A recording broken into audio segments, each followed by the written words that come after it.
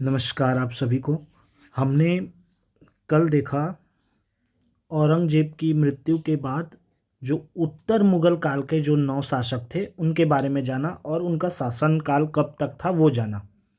इस क्रम में हमने देखा शाह आलम प्रथम बहादुर, या फिर उन्हीं को बोलते हैं बहादुर शाह प्रथम, या उनका नाम और नाम से पुकारा जाता था साहेब बेखबर। 1707 से 1712 तक पंचवर्षीय योजना उन्होंने चलाया। उसके बाद बहादुर है जहां मतलब जहादर शाह, जिसको क्या कहा जाता था, लंपट मूर्ख। एक अब मूर्ख है तो 1 साल का शासनकाल रहा। तीसरा में अब आ गया फर्रुख सियर घृणित कायर। ये 1713 से 6 साल राज किया, मतलब 19 तक।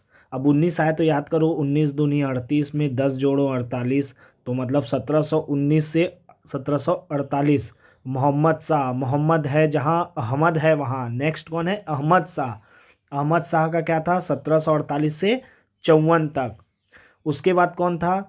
आलमगीर द्वितीय। उसके बाद शाह आलम द्वितीय, फिर अकबर द्वितीय, बहादुर शाह जफर द्वितीय। आज हम इन सभी के बारे में डिटेल से चर्चा करेंगे, क्योंकि उत्तर मुगल काल से भी क्वेश्चन आता है आधुनिक भारत के हिस्से का। और प्रीवियस मैं अभी जो बताऊंगा सेलेक्टेड जो प्रीवियस ईयर में आया है। आप घटना चक्र उठाना मेरे पढ़ाने के बाद, अगर आपके पास घटना चक्र हो तो ठीक है। आप मैं जो पढ़ा रहा हूँ अब बिना देखे आंख मूंद के घटना चक्र लगाना शुरू कर देना, आपका हर एक क्वेश्चन बनेगा। अगर आपके पास घटना चक्र नहीं है, या प्रीवियस ईयर के कोई, या अनसॉल्व्ड नहीं है, तो भी मैं यहीं पूरा प्रैक्टिस करवा रहा हूँ हर एक क्वेश्चन को, यानी कि वहाँ के हर एक आए हुए क्वेश्चन को मैं यहाँ समझा रहा हूँ। ठीक है, तो चलिए देखिए। 1707 में औरंगजेब की जब मृत्यु होती है तो देखिए मुगल काल उस समय कितना दूर तक ये फैला हुआ है। ये पूरा मुगल काल है। मुगल काल बोल रहा हूँ, मतलब साम्राज्य मुगलों का। औरंगजेब के समय में विस्तार देखिए, कश्मीर, काबुल, सिंध, इधर देखिए कश्मीर, काबुल, सिंध, आर्कोट, आर्कट ये पढ़ेंगे हम आर्कट के बारे में, कटक और ढाका तक फैला हुआ था। इधर अवध, ये सब ये बड़ा मुगल का साम्राज्य था। ये आगे चल के हम आप देखेंगे कि धीरे धीरे मुगलों का पतन होना शुरू हुआ, और ये सिमट कर केवल कहाँ तक रह गया? दिल्ली तक रह जाएगा। देखेंगे वो अंग्रेज आएंगे धीरे धीरे। चलिए आगे बढ़ते हैं। अब देखिए औरंगजेब के 3 पुत्र थे। शाह आलम, इसी को कहा कहा जाता है शाह आलम या बहादुर शाह प्रथम। शाह आलम प्रथम लिख लीजिए। चलिए शाह आलम प्रथम, बहादुर शाह प्रथम, साहेब खबर यही है, कामबख्श और आजम शाह। अब उत्तराधिकार के लिए पुत्रों में संघर्ष शुरू होता है। उत्तराधिकार के लिए, और जीत किसकी होती है? तो मुअज्जम की। मुअज्जम याद रखना। एक क्वेश्चन मैं जो जो लिख रहा हूँ वहाँ ऐसा नहीं है कि मैं अपने मन से लिख रहा हूँ। ये सब क्वेश्चन पूछा भी गया है। बहादुर शाह प्रथम को किस नाम से, उनके मूल नाम क्या था? तो मुअज्जम था। ये सब क्वेश्चन आया हुआ है। तो देखिए पुत्रों के बीच संघर्ष शुरू होता है, काम बख्श आजम शाह और शाह आलम के बीच। शाह आलम, काम बख्श, आजम शाह, जिसमें शाह आलम की जीत होती है और उनका नाम था मुअज्जम, और वो गद्दी पर बैठते हैं बहादुर शाह प्रथम के नाम से, या फिर शाह आलम प्रथम के नाम से। बहादुर शाह प्रथम और या फिर मुअज्जम या फिर शाह आलम, ये याद रखना है आपको। इनका शासनकाल पंचवर्षीय योजना चलता है। मैंने बताया था 5 वर्षों का शासन, 5 वर्ष पंचवर्षीय, 1707 से 1712 तक। ठीक। अब देखिए जैसे ही इनका शासनकाल शुरू होता है तो अभी क्या था ये देखते हैं।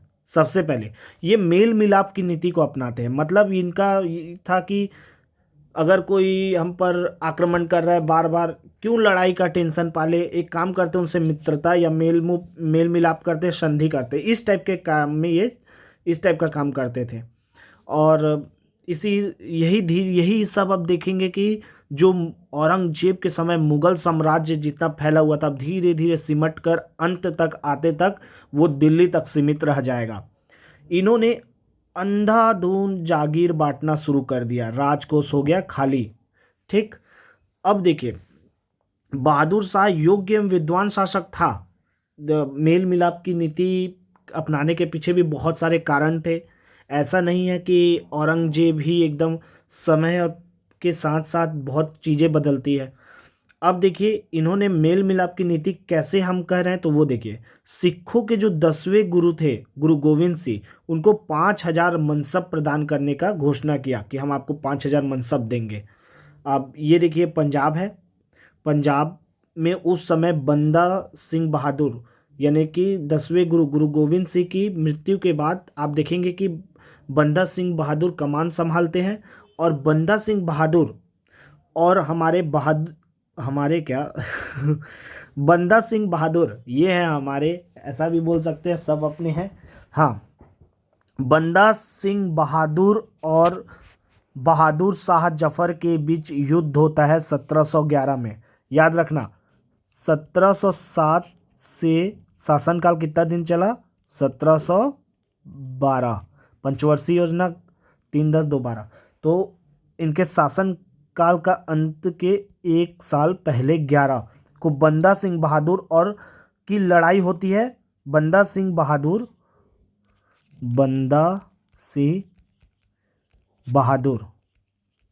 बहादुर वर्सेस शाह आलम प्रथम लिख देता हूँ। चलो, मैं शाह आलम प्रथम, या फिर मुअज्जम लिख सकता हूँ, या फिर बहादुर शाह प्रथम लिख सकता हूँ। इनके बीच 1711 में युद्ध होता है। कहाँ होता है? तो लोहगढ़ में होता है। लोहगढ़ कहाँ है? हरियाणा में, पंजाब से लगा हुआ।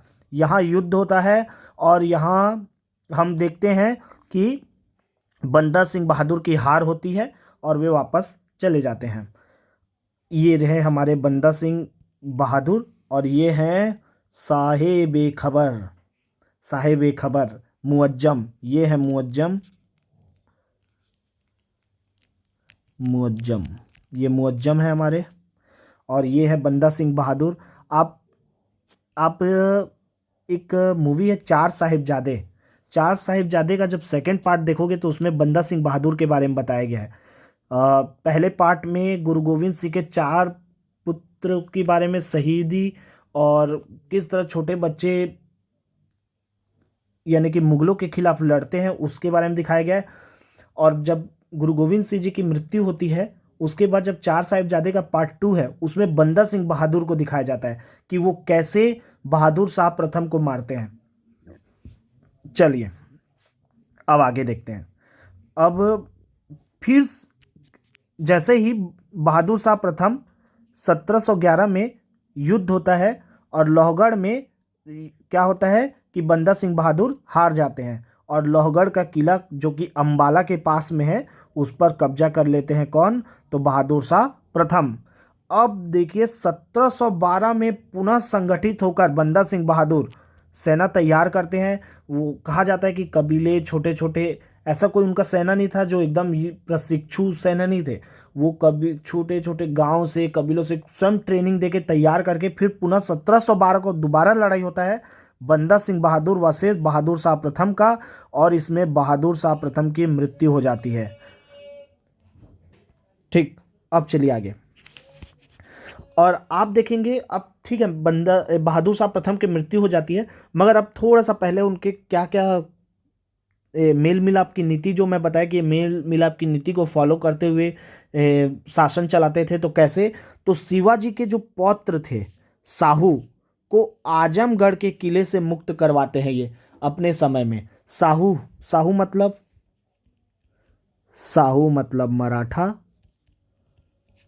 मराठा मतलब पेशवा मतलब दक्कन साइड, मतलब दक्कन मतलब पुणे, उस समय का पुणे साइड का हिस्सा।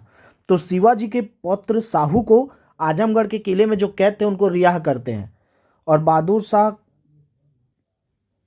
यानी रिहा करते हैं। और याद रखना कि बहादुर शाह प्रथम को साहेब खबर भी कहा जाता है। याद रखना, बहादुर शाह जफर को शाहे बेखबर भी कहा जाता है, ये चीज़ बिल्कुल याद रखना है आपको। बहादुर शाह, बहादुर है जहां, अब आएंगे जहादर शाह, ठीक है। बहादुर है जहां, तो जहादर शाह। तो अब थोड़ा सा जहादर शाह के आने के पहले थोड़ा सा एक चीज़ देखते हैं कि बहादुर शाह प्रथम की मृत्यु के बाद उनके कितने बेटे थे? 4। अजीमुद्दीन, जहादर शाह, रफ़ीउद्दीन और जहान शाह। इनके बीच भी उत्तराधिकार के लिए संघर्ष शुरू होता है और यहाँ जीतते हैं जहादर शाह। अब ये कैसे जीतते हैं तो वो भी देख लो। जहादर शाह, जो इनको याद रखना, जहादर शाह को क्या कहा जाता है? लंपट मूर्ख, ये याद रखना अब तीसरे वाले को। अब इनका शासनकाल कितना है? अब भाई लंपट मूर्ख है तो मूर्ख ज़्यादा दिन टिकेगा नहीं, क्या ठीक है? युद्ध भी जीता तो कोई अपने दम पर नहीं जीता था, वो भी देखेंगे हम। ये लंपट मूर्ख का शासनकाल केवल 1 साल का था, 1712 से 1713। अब देखिए जहादर शाह, जहादर शाह जो उस, अच्छा एक चीज़ याद रखना कि उस समय ना यानी कि मुगल काल में आप भारत में अक्सर देखोगे तो थोड़ा बहुत प्रभाव रहा ही है। उधर ईरानी, तुर्रानी, अफगानी, इनका प्रभाव रहता ही है, इनका हस्तक्षेप रहता ही था मुगलों के समय भी। ईरानी रहेंगे, तुर्कानी, अफगानी, इनका देखोगे कभी ना कभी हस्तक्षेप रहता ही है। अब देखिए व्यापार करने के लिए, अब जैसे आजकल ऐसा तो रियल में हम नहीं देखते मगर मूवी में देखते हैं कि अरे मेरे को व्यापार करना है तो सीएम पलट दो, ये पैसा फेंको और ये सीएम जिसको अच्छा से व्यापार करना है या जो भी, वो सत्ता पलट देती थी पैसे से। तो सेम यहाँ कहानी ईरानी, तुर्रानी, अफगानी लोग का चलता था इसी तरीके से। तो चलिए इसी में देखते हैं ईरानी सरदार जुल्फिकार खां। जुल्फिकार, वो जुल्फिकार भुट्टो ये मत समझना, ये जुल्फिकार खां की मदद से ये गद्दी पर बैठता है जहादर शाह। जुल्फिकार खां की मदद से गद्दी पर बैठता है जहादर शाह। अब जुल्फिकार खां कौन है? तो ये जुल्फिकार खां आपको बता दूं कि ये अशाद खान के बेटे हैं। नाम याद आया? अशाद खान। अब आप बोलोगे कि अशाद खान कौन है? तो ये औरंगजेब के वजीर थे उस समय। वजीर मतलब उस समय प्रधानमंत्री का ओहदा होता था वजीर का। तो ये वजीर थे, वजीरे आजम। देखो आज भी पाकिस्तान में वजीरे आजम, प्रधानमंत्री को वजीरे आजम बोला जाता है। तो ये वजीर थे किसके? औरंगजेब के समय के वजीर थे, उनका बेटा था जुल्फिकार खां। अब देखो वहाँ भी ईरानी सरदार का, औरंगजेब के समय भी आप देखोगे कि ईरानी सरदार का हस्तक्षेप था।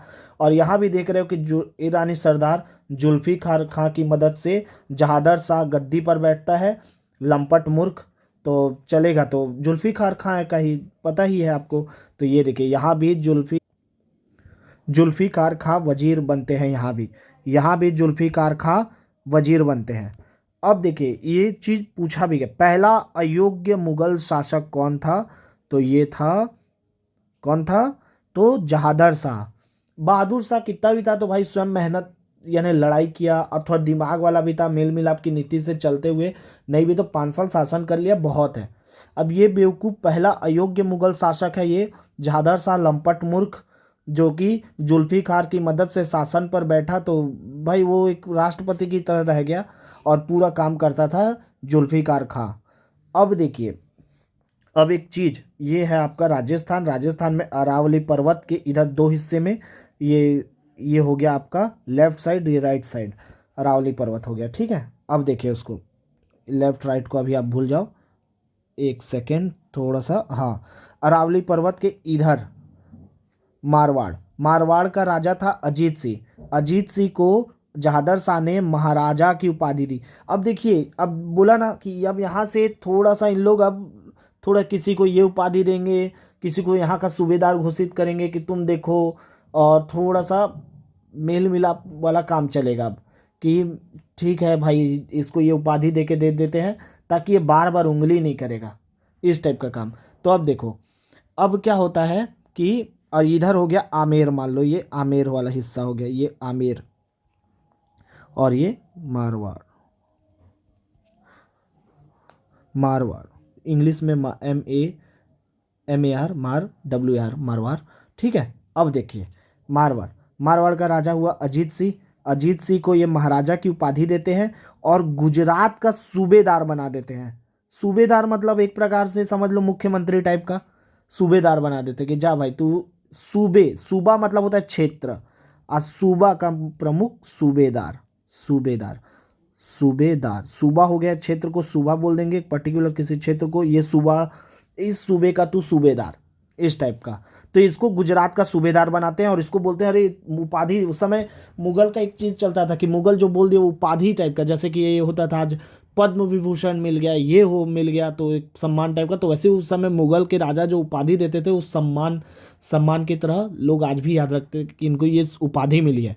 तो इनको महाराजा की उपाधि मिली थी अजीत सिंह को। ये सब याद रखना, मैं जो भी बता रहा हूँ इंपॉर्टेंट है, और कुछ इससे बाहर नहीं आएगा, इतना काफ़ी है, बहुत, इतना याद रख लोगे तो। महाराजा की उपाधि मिलती है और गुजरात का इनको सूबेदार बनाया जाता है। अब भाई अजीत सिंह को तो बना दिए, और यहाँ पास जो जैसी है उसको भी तो खुश करना पड़ेगा, जैसी को। तो चलो अब जैसी की ओर चलते हैं। तो आमेर के राजा जयसिंह को मिर्जा सवाई की उपाधि मिली, ये इंपॉर्टेंट है, ये आया भी क्वेश्चन है। मिर्जा सवाई की उपाधि किसने दी थी, किस आमेर के राजा जयसिंह को मिर्जा सवाई की उपाधि किस मुगल शासक ने दी थी? ऑप्शन है जहादर शाह, ऑप्शन है फर्रुख सियर, या फिर बहादुर शाह प्रथम, या फिर औरंगजेब। तो आप क्या बोलोगे? जहादर शाह। लंपट मूर्ख बेवकूफ़ दे दिया था उपाधि। और इसको मालवा का सूबेदार बनाया जाता है, याद रखना। अजीत सिंह को कहाँ का बनाया जाता है? तो अजीत सिंह को बनाया जाता है गुजरात का सूबेदार और महाराजा की उपाधि, और जयसिंह को मिर्जा सवाई की उपाधि दी जाती है और मालवा का सूबेदार बनाया जाता है। ठीक है, इससे पता चलता है कि यहाँ भी मेल मिलाप की नीति चल रही है। इससे पता चलता है कि यहाँ भी मेल मिलाप की नीति चल रही है। एक चीज़ ये है कि जहादर शाह जो है ना, वो अपनी प्रेमिका जो कि लाल कुंवर तवायफ थी, उनसे प्रेम होता है, उसके बाद आखिरी यानी कि अंततः विवाह कर लेते हैं उससे। चलो अब आते हैं उपाय। अच्छा एक सेकेंड, हाँ यहाँ पास अभी बचा है उपाय। अब देखिए जहादर शाह ने और क्या क्या काम किया, देखते हैं अपने काल में। जहादर शाह, देखो बार बार बता रहा हूँ कि जहादर शाह केवल नाम मात्र था, काम जो भी कर रहे हैं वो कौन कर रहा है? जुल्फिकार खां। कौन है जुल्फिकार खां? जल्दी बताओ, याद करो। अशाद खां जो थे उनका बेटा। अशाद खां कौन था? जो औरंगजेब का वजीर। तो चलिए उपाय।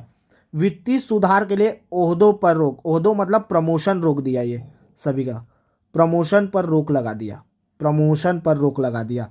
जजिया कर पर रोक लगा दिया। जजिया कर क्या था ये याद रखना, जब भी जजिया कर, अब आगे बहुत बार कई बार देखोगे अब जजिया कर। जजिया कर एक प्रकार से संपत्ति था, संपत्ति पर टैक्स लगता था। जो गैर मुस्लिम जनता थी उन पर संपत्ति पर टैक्स लगता था, उसको जजिया कर बोलते थे।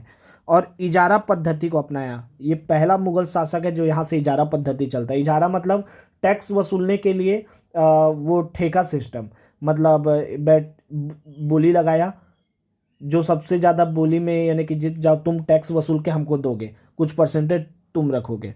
तो यहाँ से ये, यहीं से थोड़ा सा ये जो इजारा पद्धति जो है, ठेका सिस्टम, अंत में जो आम जनता पर भारी पड़ा, यही चीज़ जो इजारा पद्धति है। तो इजारा सिस्टम लागू करने वाला, सबसे पहले अपनाने वाला मुगल शासक कौन है? तो वो है जहादर शाह।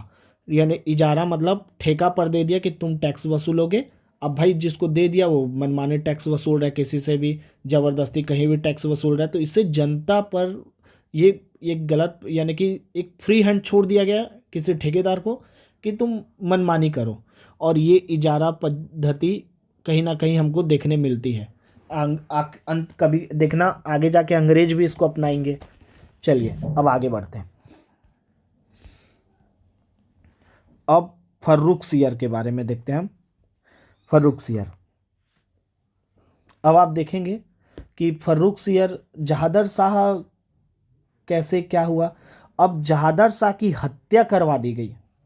जहादर शाह की, ये है फर्रुख सियर, ये है भतीजा है जहादर शाह का। अरे भाई जहादर शाह का भतीजा है कौन? फर्रुख सियर। जहादर शाह भी क्या किया था? जुल्फ़िकार खां की मदद से अपने भाइयों को तो परास्त किया था, तो भाई के पुत्र जो अब आता है जहादर शाह की हत्या करवाता है फर्रुखसियर। इसको घृणित कायर भी कहा जाता है, याद रखना ये भी। सबसे पहले बहादुर शाह प्रथम को साहिब ए खबर, और उसके बाद है नेक्स्ट जहादर शाह को बोला जाता है लंपट मूर्ख, और ये है फर्रुखसियर। इसका शासनकाल 6 साल का रहा। अब तक के जितने लोग राजाओं मुगल शासक के बारे में पढ़े दो, उनसे तो ये ज़्यादा साल तक राज किया। ये भी वही काम करेगा, देखना आगे चल के। ये जहादर शाह का भतीजा है, और सैयद बंधुओं की सहायता से, सैयद बंधुओं की सहायता से ये है जहादर शाह। आप देखेंगे ये जहादर शाह है हमारे, ये, और ये है जहादर शाह। ठीक, अब देखिए जहादर शाह सैयद बंधुओं की सहायता से, सैयद बंधु कौन थे? अब्दुल्ला खां और हुसैन अली खां। ये है हमारे अब्दुल्ला खां, और ये है हुसैन अली खां, ये है हुसैन अली खां, ये सैयद बंधु हैं। ठीक, आप एक और चीज देखिए, ये हमारे जहादर शाह, इनको भी देख लो, और हमारे ये बंदा सिंह बहादुर को भी तो देख लिए। मुअज्जम को देखे आप, ये हमारे मुअज्जम शाह, ये मुअज्जम को देख लीजिए, और ये हैं औरंगजेब जी। चलिए खैर, ये सब तो देखते रहिएगा, मैं आपको ज़्यादा होगा तो पीडीएफ भी प्रोवाइड कर दूंगा आगे चल के। हाँ, अब देखिए ये हो चुका था ना, हम कहाँ थे? इस स्लाइड में थे। फर्रुखसियर, ये सैयद बंधु थे, अब्दुल्ला खां, ये अब्दुल्ला खां, और ये हुसैन अली खां। अब सैयद बंधुओं की सहायता से इसने जहादर शाह की हत्या करवाई, और स्वयं फर्रुखसियर को गद्दी पर बैठाया, उसे परास्त कर सिंहासन पर बैठा। इसे घृणित कायर भी कहा जाता है। और याद रखना, सैयद बंधुओं को पूछा गया किंग मेकर या निप्र निर्माता भी कहा जाता है। सैयद बंधुओं को, सैयद बंधुओं को आप साथ में नोट भी करते चलिए। सैयद बंधुओं को इन्हें किंग मेकर या नृप निर्माता भी कहा जाता है। अब देखिए इनका शासनकाल कहाँ से कहाँ तक है? शुरू वाला देखिए, 1707 से 1712 तो हमारा ये हो गया बहादुर शाह प्रथम का, और 12 से 13 तो ये हो गया लंपट मूर्ख का, और 1713 से 1719 मतलब 1713 1714 तक चला, 1715 तक सब चला। 1716 में क्या होता है देखिए, 1716 में अब यहाँ पास किसकी, बंदा सिंह बहादुर ने बहादुर शाह प्रथम को मार के, यानी हत्या, यानी कि वो करके, एक से, हाँ, तो आप देखेंगे कि 1707 1713 में बीच में 1712 के समय में कहे देखेंगे हम कि बंदा सिंह बहादुर ने बहादुर शाह प्रथम की सेकेंड युद्ध में बहादुर शाह प्रथम हारा, और उसकी यानी कि मृत्यु हो गई युद्ध में के दौरान, मृत्यु नहीं शहीद हो गया बोल सकते हैं। अब 1716 में बंदा सिंह बहादुर और फर्रुखसियर के बीच होता है। सैयद बंधु थे उस समय, सैयद बंधु वाकई में बहुत बोलते हैं कि अच्छे कुशल योद्धा थे। तो बंदा सिंह बहादुर की यहाँ पास मृत्यु हो जाती है, और सैयद बंधु, अब सैयद बंधु के बारे में, हुसैन अली खां को मीर बख्शी एक प्रकार का हेड ऑफ द आर्मी को कहते हैं, मीर बख्शी, और अब्दुल्ला खां को वजीर, प्रधानमंत्री, वजीर आजम, वजीर बनता है अब्दुल्ला खां, याद रखना। अब क्या हुआ? हुसैन अली खां